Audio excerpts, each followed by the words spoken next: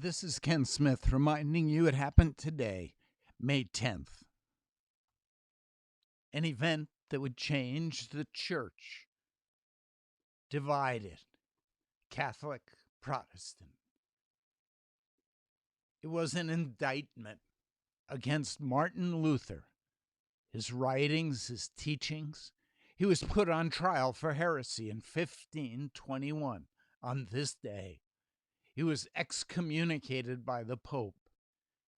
He would continue to teach and write and translating the Bible into the vernacular, the common language of the German people, so that they could read the scriptures themselves.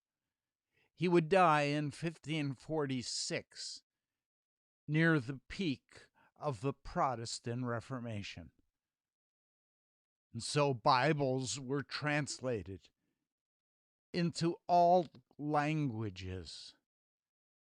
Today, there are more than 900 million people who adhere to the Protestant faith because of what happened on this day by Martin Luther, 1521.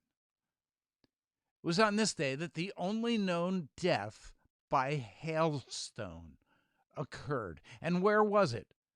Winnsboro, South Carolina, 1783. The first installment of Hans Christian Andersen's fairy tales was published, 1835. Edward George Honey first proposed the idea of a moment of silence to commemorate those who had died in World War I, creating what was known as Remembrance Day, long forgotten, on this day, 1919. But it was on this day, VE Day, Victory Day in Europe, ends World War II after Germany signs an unconditional surrender, 1945. President Dwight Eisenhower on this day ordered National Guard troops to Central High School, Little Rock, Arkansas, to allow black children to go to school in a white segregated church, 1958. It was on this day that Oskar Schindler and his wife are honored for saving 1,200 Jews during World War II in a ceremony held in Jerusalem. Schindler felt guilt because he didn't do enough. It was on this day that Muhammad Ali is indicted for refusing to be inducted in the U.S. Army, 1967. Gary Hart was the U.S. Democratic presidential candidate.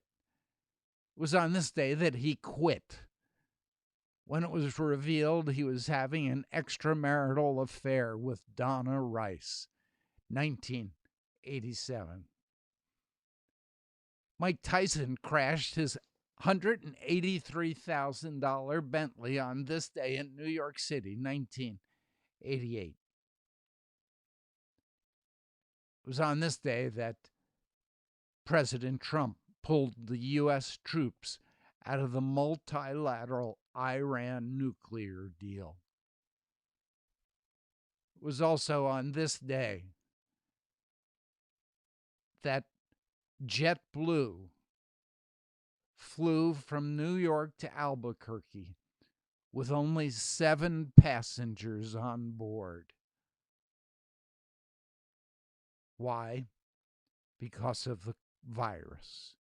And so there's good news and bad news, confusing news, but behind it all is the good news, that this is the day the Lord has made. We will rejoice and be glad in it. This is Ken Smith reminding you it happened today.